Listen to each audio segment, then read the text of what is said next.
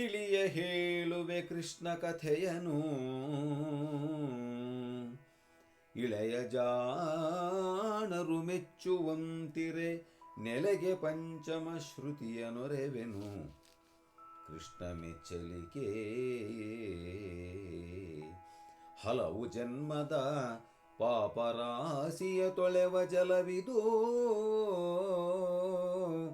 ಶ್ರೀಮದಾಗಮ ಕುಲಕ್ಕೆ ನಾಯಕ ಭಾರತಾಕೃತಿ ಪಂಚಮ ಶ್ರುತಿಯ.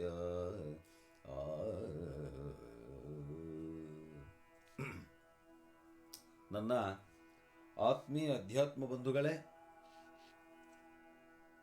ಕುಮಾರವ್ಯಾಸ ಭಾರತದ ಸಭಾಪರ್ವದ 5ನೇ ಸಂಧಿ ಏನು ಹೇಳುತ್ತಪ್ಪ ಅಂದರೆ, ನಡೆದು ವಿವಿಧ ದ್ವೀಪಪತಿಗಳ ಜಡಿದು, ನಡೆದು ವಿವಿಧ ದ್ವೀಪಪತಿಗಳ ಜಡಿದು ಕಪ್ಪವ ಕೊಂಡು ತೆಂಕಣ ಕಡಲ ವಲಯದ ನೃಪರಗಿಳಿದನು ವೀರ ಸಹದೇವ.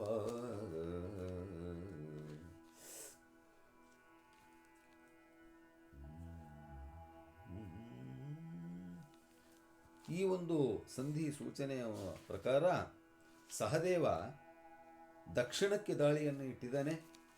ಅಲ್ಲಿ ರಾಜ ಮಹಾರಾಜರನ್ನು ಯಾವ ರೀತಿ ಗೆದ್ದು ಕಪ್ಪ ಕಾಣಿಕೆಗಳನ್ನು ತಂದು ಧರ್ಮರಾಜನಿಗೆ ಒಪ್ಪಿಸ್ತಾನೆ ಅಂತಕ್ಕಂಥದ್ದಿದೆ.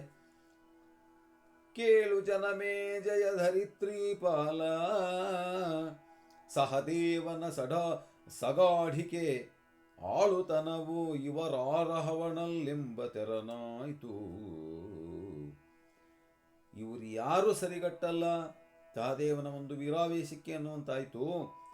ಆಳು ನಡೆದುದು ತೆಂಕಣವನೀ ಪಾಲರೀತನ ಬಿರಿಸಿ ಗೀತನ ದಾಳಿಗೀತನ ದೆಸೆಗೆಟ್ಟುದು ದಿಗಂತದಲ್ಲಿ. ಏನು ಸುಮ್ಮನೆ ದಕ್ಷಿಣದ ಕಡೆ ದಿಕ್ಕು ತಪ್ಪಿಬಿಟ್ಟಿದಾರಂತೆ ಇವನು ಹೊಡೆತಗಳಿಗೆ. ಏನು ಮಾಡಿದ? ಶೂರಸೇನನ ಸದೆದು ಸೆರೆ ನೆರೆದಂ ಭಂಡಾರವೆಲ್ಲವ ಕೊಂಡು ತೆಂಕಣ ವೀರ ಮಚ್ಚನಗಿಳಿದು ಸರ್ವಸ್ವಾಪಹಾರದಲ್ಲಿ. ಭೂರಿ ಬಲನಹದಂತ ವಕ್ತ್ರನ ವಾರಣಾಶ್ವರ ತಂಗಳನು ಕೊಂಡಾರು ಭಟೆಯಲ್ಲಿ ಮುಂದೆ ನಡೆದನು ತೆಂಕಮುಖನಾಗಿ. ಶೂರಸೇನನನ್ನು ಗೆದ್ದಿದ್ದಾನೆ, ಮತ್ಸ್ಯರಾಜನನ್ನು ಗೆದ್ದಿದ್ದಾನೆ, ದಂತವಕ್ತ್ರನನ್ನು ಮುರಿದಿದ್ದಾನೆ. ಅವನ ರಥ ಪ್ರತಿಯೊಂದನ್ನು ಕೂಡ ವಶಪಡಿಸಿಕೊಂಡಿದ್ದಾನೆ, ಕಪ್ಪ ಕಾಣಿಕೆಗಳನ್ನು ಪಡೆದಿದ್ದಾನೆ. ಅವನ ಜೊತೆಗೆ ಅವನ ಸೈನ್ಯ, ಯಾರನ್ನು ಗೆದ್ದಿದ್ನೋ ಅವರ ಸೈನ್ಯನೂ ಕೂಡ ಅವರು ಒಪ್ಪಿಸಿದ್ದಾರೆ ಇವನಿಗೆ, ಸಹದೇವನಿಗೆ. ನಡೀತಾ ಇದೆ ಮುಂದೆ ಸಹದೇವನ ಒಂದು ವಿಜಯ ಯಾತ್ರೆ. ಖಳ ನಿಶಾಚರ ಕೋಟಿಗಳನ್ನು ಅರೆಗಳಿಗೆ ಇವಳು ಆಕ್ರಮಿಸಿದನು. ನೋಡ್ರಿ, ಅಲ್ಲೆಲ್ಲ ಮಧ್ಯದಲ್ಲಿ ರಾಕ್ಷಸರು ಬರ್ತಿದ್ರು, ಅವ್ರನ್ನೂ ಕೂಡ ಸೋಲಿಸಿಬಿಟ್ಟಿದ್ದಾನೆ. ಕುಂತಿ ಭೋಜನಾಸ್ಥಾನಕ್ಕೆ ಬಂದಿದ್ದಾನೆ. ಅವನ ಮೊಮ್ಮಗ ಇದ್ದಾನೆ ಸುಕ್ಷೇಮ ಅಂತ ಅವನ ಕುಶಲವನ್ನು ಕೇಳಿದ್ದಾನೆ. ನಂತರ ಅವನು ಜಂಭಕ ಅನ್ನತಕ್ಕಂಥವನನ್ನು ಅಪ್ಪಳಿಸಿದ್ದಾನೆ. ಅವನ ಗಜ ಹಯ ವೃಂದವನ್ನು ಎಲ್ಲ ಎತ್ತಿಕೊಂಡು ಬಂದುಬಿಟ್ಟಿದ್ದಾನೆ. ತರುಬಿದರೆ ವಿಂದಾನುವಿಂದರ ಮುರಿದು ಕಪ್ಪವ ಕೊಂಡು ಭೀಷ್ಮಕ ನರಪತಿಯ ಗೆಲಿದಲ್ಲಿ ಮನ್ನಿಸಿಕೊಂಡನು ಚಿತದಲ್ಲಿ. ವಿಂದಾನುವಿಂದರನ್ನ ಮೊಗ್ಗಲ ಮುರಿಯಂಗೆ ಹೊಡೆದಿದ್ದಾನೆ. ಭೀಷ್ಮಕ ಅನ್ನತಕ್ಕಂಥವನನ್ನು ಗೆದ್ದಿದ್ದಾನೆ. ಬರಲು ಕುಂತಲ ನೃಪನನು ಆಗರಿಸಿ ಕಪ್ಪವ ಕೊಂಡು ಕುಂತಲರಾಜನನ್ನು ಗೆದ್ದು ಕಪ್ಪವನ್ನು ತಂದಿದ್ದಾನೆ. ತಿತ್ತಿರಿ ಕಿಳೀಂದ್ರ ಕರೆಂಬ ಬೇಡರ ತುರದೊಳೋಡಿಸಿದ. ತಿತ್ತಿರಿ ಕಿಳೀಂದ್ರ ಅಂತ ಅವರೆಲ್ಲ ಬೇಡರು, ಅವರನ್ನು ಕೂಡ ಓಡಿಸಿದ್ದಾನೆ. ಆಮೇಲೆ ತುಂಗಭದ್ರಾ ನದಿ ತೀರಕ್ಕೆ ಬಂದಿದ್ದಾನೆ, ಪಂಪಾ ಕ್ಷೇತ್ರಕ್ಕೆ. ಅಲ್ಲೆಲ್ಲರೂ ಕೂಡ ಕಪಿವರರಿದ್ದಾರೆ, ಕಪೀಶ್ವರರು, ಸುಗ್ರೀವನ ಸಂತತಿ, ಅವರೆಲ್ಲರೂ ಕೂಡ ಯುದ್ಧಕ್ಕೆ ಬಂದಿದ್ದಾರೆ. ಆದರೂ ಕೂಡ ಅದಾದಮೇಲೆ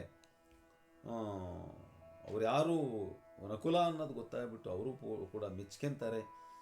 ಎಲ್ಲರೂ ಕೂಡ ನಾವು ಕೂಡ ನಿಮ್ಮ ಜೊತೆಗೆ ಇರ್ತೀವಿ, ರಾಜಸೂಯ ಯಾಗದ ಒಂದು ಕೆಲಸವನ್ನು ಸಮಾಪ್ತಿ ಮಾಡೋಣ ಅಂತ ಹೇಳಿಬಿಟ್ಟು ಅವರೆಲ್ಲ ಒಪ್ಪಿದ್ದಾರೆ. ನೋಡ್ರಿ, ಅವನು ನಮ್ಮ ಹಂಪಿಗೆ ಕೂಡ ಬಂದಿದ್ದಾನೆ ಅಂದರೆ ಪಂಪಾ ಕ್ಷೇತ್ರಕ್ಕೆ. ನಿಜವಾಗಲೂ ಕೂಡ ಅದು ಬಹಳ ನಾವು ಹೆಮ್ಮೆಯಿಂದ ಹೇಳ್ಕೊಳ್ತಕ್ಕಂಥ ವಿಚಾರ. ತೆರಳು ತಲ್ಲಿಂಬಳಿಕ ತೆಂಕಣರ ಪತಿಗಳಾನುವರೇ ಸೇನೆಯ ಕುರಪುಟಕ್ಕೆ ನುಗ್ಗಾಗಿ ತೆತ್ತರು ಸಕಲ ವಸ್ತುಗಳ ಅಲ್ಲಿಂದ ಮುಂದಕ್ಕೆ ಹೋಗಿದ್ದಾನೆ, ಮಾಹಿಷ್ಮತಿಪುರಕ್ಕೆ ಬಂದಿದ್ದಾನೆ. ಅಲ್ಲಿ ನೀಲ ಅನ್ನತಕ್ಕಂಥವನು ಮಾಹಿಷ್ಮತಿಪುರವನ್ನು ಆಳ್ತಕ್ಕಂಥ ಒಬ್ಬ ರಾಜ. ಏನು ನೀಲನಿಗೂ ಸಹದೇವನಿಗೂ ಬಿದ್ದು ಬಿಡ್ತು, ಏನು ಭಯಂಕರವಾಗಿರತಕ್ಕಂಥ ಯುದ್ಧ. ಆದರೆ ಸಹದೇವನ ಸೈನ್ಯದಲ್ಲಿ ಒಂದು ಆಶ್ಚರ್ಯ ಏನಪ್ಪ ಅಂತಂದರೆ, ಇದ್ದಕ್ಕಿದ್ದಂತೆ ಉರಿ ಬಿದ್ದು ಬಿಡ್ತು ಆ ಸೈನ್ಯದಲ್ಲಿ. ಅಯ್ಯೋ ರಾಮ, ಇದೇನಿಂಥ ವಿಚಿತ್ರ ಅಂತ ಅಂದ್ಕೊಂಬಷ್ಟೊತ್ತಿಗೆ ಗೊತ್ತಾಯ್ತಂತೆ, ಆ ನೀಲನಿಗೆ ಅಗ್ನಿದೇವರು ಒಲ್ಕೊಂಡಿದ್ದ. ಅಗ್ನಿಗೂ ಅವನಿಗೂ ತುಂಬ ಸ್ನೇಹ. ಪ್ರತಿಯೊಂದು ಕ್ಷಣದಲ್ಲೂ ಕೂಡ ನೀಲನನ್ನು ಅಗ್ನಿ ಕಾಪಾಡ್ತಾ ಇದ್ದ. ಯಾವಾಗ ಆ ಸಹದೇವ ನೀಲನ ಮೇಲೆ ದಂಡೆತ್ತಿ ಬಂದನೋ ಆವಾಗ ಹವ್ಯವಾಹನಿಗೆ ಸಿಟ್ಟು ಬಂದ್ಬಿಡ್ತು. ಅಗ್ನಿದೇವರಿಗೆ ಧಗ ಅಂತ ಬಿದ್ದುಬಿಡ್ತು.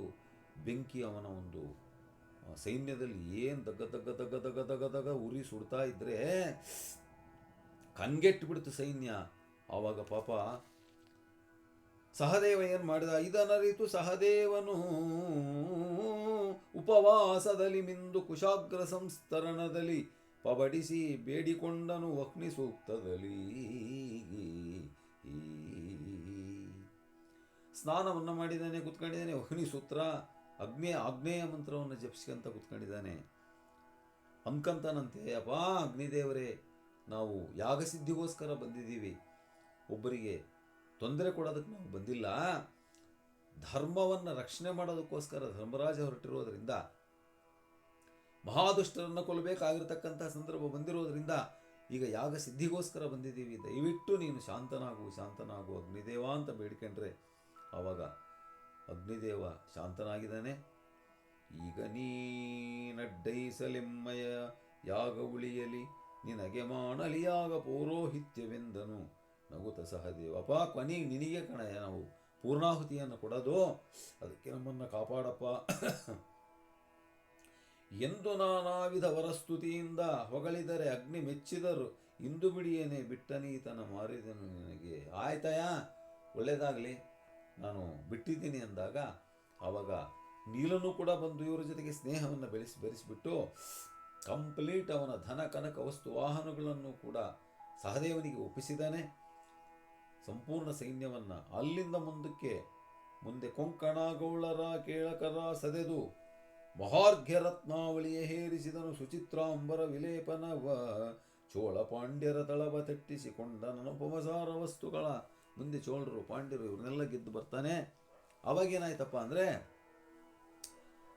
ಅಲ್ಲಿ ಆ ಚೋಳ ಪಾಂಡ್ಯರ ನಗರಕ್ಕೆ ಏನು ಮಾಡ್ತಾನೆ, ಕಳುಹಿದನುಮಿಗೆ ಆಪ್ತ ಪತ್ರಾವಳಿಯ ತನುಜನ ಬಳಿಗೆ ತಕ್ಷಣದೊಳಗೆ ಹೇಳಿಕೆ ಆಯಿತು ಪರಿವಾರಕ್ಕೆ ಘಟೋದ್ಗಚನ. ತಿಳಿದ ಕಾರಿರುಳೆರಕವೋ ಮೇನ್ ಕಳ ಜನದ ಹೃದಯ ಅಂಧಕಾರದ ಹೊಳಕೆಯೋ ತಾನೆನುತಿರಲು ನಡೆತಂದನಾದನು ಜಾಗ. ಇಂಥ ಸಂದರ್ಭದಲ್ಲಿ ಬರ್ತಾ ಇರಬೇಕಾದ್ರೆ ಒಂದು ಭಯಂಕರವಾಗಿರ್ತಕ್ಕಂಥ ಕಾಡಿನಲ್ಲಿ ಘಟೋದ್ಗಜೆಯರು ಬಂದಿದ್ದಾನೆ. ಅವನ ಮಗ ಭೀಮಸೇನನ ಮಗ, ಮೊಮ್ಮಗ ಅಲ್ಲ, ಭೀಮಸೇನನ ತಮ್ಮ ಇವನಾದ್ರಿಂದ ಇವನಿಗೂ ಮಗನೇ ಘಟೋದ್ಗಜ, ಸಹದೇವನ ಮಗ. ಬಂದು ದೊಡ್ಡಪ್ಪ, ಚಿಕ್ಕಪ್ಪ ನಮಸ್ಕಾರ ಅಂತ ಹೇಳ್ಬಿಟ್ಟು ಉದ್ದಕ್ಕೆ ನಮಸ್ಕಾರವನ್ನು ಮಾಡಿದ್ದಾನೆ. ಪಾಳೆಯವ ಹೊಕ್ಕನು ಘಟೋದ್ಗಜ ನಾಳು ಸಹಿತ ಅಯ್ಯಂಗೆ ನಮಿಸಿದ ಊಳಿಗವ. ದೊಡ್ಡಪ್ಪ, ಚಿಕ್ಕಪ್ಪ, ನನಗೆ ಹೇಳು, ಏನು ಕಾರ್ಯ ಮಾಡಬೇಕು ನಾನು, ನಿನಗೋಸ್ಕರ ನಾನು ಪ್ರಾಣ ಕೊಡಬೇಕಾ ಹೇಳು ಅಂದರೆ, ಅಪ್ಪ ಏನೂ ತೊಂದರೆ ಇಲ್ಲ, ನೀನೊಬ್ಬನೇ ಚೆನ್ನಾಗಿದ್ರೆ ಸಾಕಪ್ಪ ಅಂತ ಹೇಳ್ತಾನಂತೆ. ಕೊನೆಗೆ ನೋಡಪ್ಪ, ನಿನ್ನಿಂದ ಒಂದು ಕೆಲಸ ಆಗಬೇಕೇನು, ಮಗನೇ ಲಂಕೆಗೆ ಹೋಗು.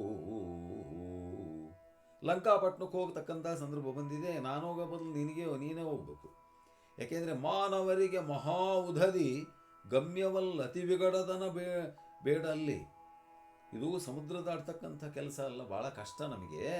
ಆದರೆ ಅಲ್ಲಿ ಹೋಗ್ತೀಯಲ್ಲ ನೀನು, ಅತಿ ವಿಘಟತನ ಬೇಡ ಅಲ್ಲಿ, ವಿನಯದಲ್ಲಿ ಇನ್ನು ಕಾರ್ಯವ ಸೊಗಸಿತೆ ಸಾಮದಿಂದ ನೀನು ಕಾರ್ಯವನ್ನು ನೆರವೇರಿಸಿಕೊಂಡು ಬರಬೇಕು ಅಂದಾಗ, ಏನೇ ಹಸಾದವ ಹೈಕಿ ಭೀಮನ ತನಯ ಕಳುಹಿಸಿಕೊಂಡು ತೆಂಕಲು ಮನದಿ ಮುನ್ನನೇ ಬಂದ ರಾಮೇಶ್ವರದ ಶಿವಗೃಹಕ್ಕೆ.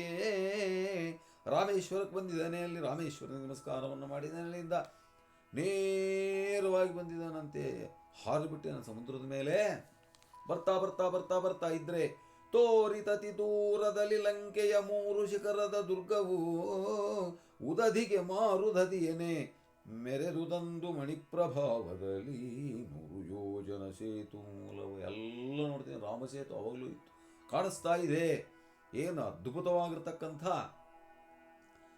ಬರೀ ಬಂಗಾರ ನಿರ್ಮಿತವಾಗಿರ್ತಕ್ಕಂಥ ಲಕ್ಷ ಕೋಟಿಗಟ್ಟಲೆ ರಾಕ್ಷಸರಿಂದ ಒಡಗೂಡಿರ್ತಕ್ಕಂಥ ತ್ರಿಮೂರ್ತಿಗಳಿಗೂ ಅಭೇದ್ಯವಾಗಿರ್ತಕ್ಕಂಥ ಅದ್ಭುತವಾಗಿರ್ತಕ್ಕಂಥ ಲಂಕಾಪಟ್ಟಣವನ್ನು ಕಂಡಿದ್ದಾನೆ. ಏನವು ನೀವು ನೋಡಿಬಿಟ್ಟು ಆಶ್ಚರ್ಯವಾಗಿಬಿಡ್ತು. ಕೇರಿ ಕೇರಿಗಳೊಳಗೆ ನಿಜ ಪರಿವಾರ ಸಹಿತ ವೃಕೋದರಾತ್ಮಜನಾರಿಯರು ತಾನಾರೆನಲು ನಡೆತಂದನೊಲವಿನಲಿ. ಯಾರು ನೀನು, ಯಾರು ನೀನು, ಯಾರು ನೀನು, ಮಹಾರಾಕ್ಷಸರೆಲ್ಲ ಬಂದು ಗಂಟು ಬಿದ್ದರೆ ಆಸ್ಥಾನಕ್ಕೆ ಹೋಗೋಣ ಬರೀ, ಅಲ್ಲಿ ಯಾರು ನಾನು ಅಂತ ಗೊತ್ತಾಗುತ್ತೆ ಅಂತ ಹೇಳಿ ಬಂದ ಬಂದ ಬಂದ ಸೀದಾ ಬಂದ. ಅಲ್ಲಿ ವಿಭೀಷಣ ರಾಜ್ಯಭಾರವನ್ನು ಮಾಡ್ತಾ ಇದ್ದಾನೆ. ಚಿರಂಜೀವಿ ಮಹಾ ಶ್ರೀರಾಮ ಭಕ್ತ. ಜಿಯಾ ಭಿನ್ನಃ ಬಂದನುತ್ತರರಾಯ ನಟ್ಟಿದ ದೂತನೆನೆ ತಪ್ಪಾಯಿತೆ ಹೊಗಿಸೆನಲು ಕರೆದನು ಕಲಿ ಘಟೋದ್ಗಜನ. ಯಾರೋ ಬಂದಿದ್ದಾರಂತೆ ದೂತರು ಅಂದ ತಕ್ಷಣ, ಬಾರಪ್ಪ ಯಾರೋ ನೀನು ಅಂತ ಕರೆದಿದ್ದಾನೆ. ಕರೆದು ಪಕ್ಕದಲ್ಲಿ ಒಂದು ಸಿಂಹಾಸನವನ್ನು ಹಾಕಿ ಕೂಡಿಸಿದ್ದಾನೆ, ಕಾಣಿಕೆಯನ್ನು ಕೊಟ್ಟಿದ್ದಾನೆ ವಿಭೀಷಣ. ಕೇಳ್ತಾನೆ, ಇತ್ತ ಬಾರೈ ಕುಳ್ಳಿರೆತ್ತಣದೆತ್ತ ಬರವಾಯಿತು ಆರಟ್ಟಿದರು ನೀವೆತ್ತಣವರೇನೆಂಬೆ ನಿಮ್ಮ ಅಭಿಧಾನವೇನಹುದು. ನೀವ್ಯಾರು, ಯಾಕೆ ಬಂದಿದ್ದೀರಿ, ಏನು ಸಮಾಚಾರ ಹೇಳ್ರಿ ಅಂತ ಕೇಳಿದರೆ ಅವೆಲ್ಲ ವಿಚಾರವನ್ನು ಹೇಳ್ತಾನೆ. ಸೋಮವಂಶದಲ್ಲಿ ಅರಸುಗಳು ನಿಸ್ಸೀಮರಿದ್ದರು. ಶ್ರೀ ರಾಮ ಲಕ್ಷ್ಮಣ ಭರತ ಶತ್ರುಘ್ನ ಅನ್ನತಕ್ಕಂಥ 4 ಜನ ಅಣ್ಣ ತಮ್ಮಂದರು ಹಿಂದೆ ತ್ರೇತಾಯುಗದಲ್ಲಿ ದಶರಥನ ಮಕ್ಕಳು.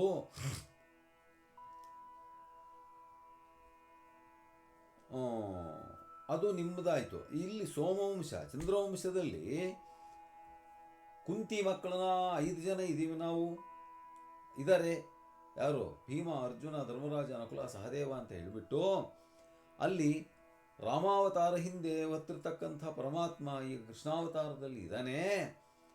ಆತನ ಒಂದು ಸೂಚನೆಯಂತೆ ನಾವು ರಾಜಸೂಯ ಯಾಗವನ್ನು ಮಾಡ್ತಾ ಇದ್ದೀವಿ. ಅದಕ್ಕೋಸ್ಕರ ಇಡೀ ಪ್ರಪಂಚದಾದ್ಯಂತ ಇರತಕ್ಕಂಥ ರಾಕ್ಷಸರನ್ನೆಲ್ಲ ಮಹಾರಾಜರನ್ನೆಲ್ಲ ಗೆದ್ದುಬಿಟ್ಟು ಕಪ್ಪ ಕಾಣಿಕೆಗಳನ್ನು ನಾವು ತಗೊಂಡು ಅವರಿಗೆ ನಮ್ಮ ಅಣ್ಣನಿಗೆ ಧರ್ಮರಾಜನಿಗೆ ಒಪ್ಪಿಸ್ತಕ್ಕಂಥ ಒಂದು ಕಾರ್ಯ ನಮಗೆ ಜವಾಬ್ದಾರಿ ವಹಿಸಿರೋದ್ರಿಂದ ನಾವು ಇಲ್ಲಿಗೆ ಬಂದಿದ್ದೀವಿ ಅನ್ನತಕ್ಕಂಥ ವಿಚಾರವನ್ನು ಅವನು ಹೇಳ್ತಾನೆ. ಅವಾಗ ಅವನಿಗೆ ಭಾರಿ ಸಂತೋಷ ಆಗಿಬಿಡ್ತು. ಹೌದಾ, ಶ್ರೀರಾಮ ಈ ದ್ವಾಪರ ಯುಗದಲ್ಲಿ ಶ್ರೀಕೃಷ್ಣನಾಗಿ ಹುಟ್ಟಿದಾನ. ಪರಮಾತ್ಮನ ಒಂದು ನಿಶ್ಚಯ ಅಂದರೆ ಅದು ನಡೆದೇ ತೀರುತ್ತೆ. ಆಗ್ಲಪ್ಪ ನಾವು ಕೂಡ ಅದಕ್ಕೆ ಸಹಕರಿಸ್ತೀವಿ ಆ ಯಾಗಕ್ಕೆ ಅಂತ ಹೇಳಿಬಿಟ್ಟು ಸಂಪೂರ್ಣ ಕಪ್ಪ ಕಾಣಿಕೆಗಳನ್ನು, ಧನ ಕನಕ ವಸ್ತು ವಾಹನಗಳನ್ನೆಲ್ಲವನ್ನೂ ಕೂಡ ಆ ಭೀಮನ ಮಗನಾಗಿರ್ತಕ್ಕಂಥ ಘಟೋದ್ಗಜನಿಗೆ ಒಪ್ಪಿಸಿದ್ದಾನೆ. ಅವಾಗ ಎಲ್ಲ ಯಾಗ ಸಮಾಪ್ತಿ ಚೆನ್ನಾಗಿ ಆಗಲಿ ಅಂತ ಹೇಳಿಬಿಟ್ಟು ಅವನನ್ನು ಗೌರವಪೂರ್ವಕವಾಗಿ ಹಿಂದಕ್ಕೆ ಕಳಿಸಿದ್ದಾನೆ. ಅವಾಗೇನಾಯ್ತಪ್ಪ ಅಂತಂದರೆ ಮುಂದಕ್ಕೆ ಅವನು ಬಂದಿದ್ದಾನೆ. ಸೀದಾ ಸಮುದ್ರವನ್ನು ದಾಟಿ ನೇರವಾಗಿ ಬಂದು ಸಹದೇವನಿಗೆ ಕೈ ಮುಗಿದು ನಮಸ್ಕಾರವನ್ನು ಮಾಡಿದ್ದಾನೆ. ಅಲ್ಲಿ ನಡೆದಿರತಕ್ಕಂಥ ಎಲ್ಲ ವಿಚಾರವನ್ನು ತಿಳಿಸಿದ್ದಾನೆ. ಅವಾಗ ಸಹದೇವನಿಗೆ ಬಹಳ ಸಂತೋಷವಾಗಿದೆ ಅಂತ ಹೇಳಿದ್ದಕ್ಕೆ ಅವನಿಗಂತೂ ಭಾರೀ ಸಂತೋಷ ಆಗಿಬಿಡ್ತು. ಸಂತೋಷ ಆಗಿ, ಆಯ್ತಪ್ಪ ಭಾಳ ಒಳ್ಳೆಯದಾಯಿತು, ನನಗೆ ಒಳ್ಳೆಯ ಅನುಕೂಲವನ್ನು ಮಾಡಿದೆ ಅಂತ ಹೇಳಿಬಿಟ್ಟು ಮಗನನ್ನು ತಬ್ಬಿಕೊಂಡು ಬಹಳಷ್ಟು ಸಂತೋಷವನ್ನು ಪಟ್ಟಿದ್ದಾನೆ. ಅಲ್ಲಿಂದ ನಂತರ ಅವನು ಮುಂದಕ್ಕೆ ಬರ್ತಾನೆ.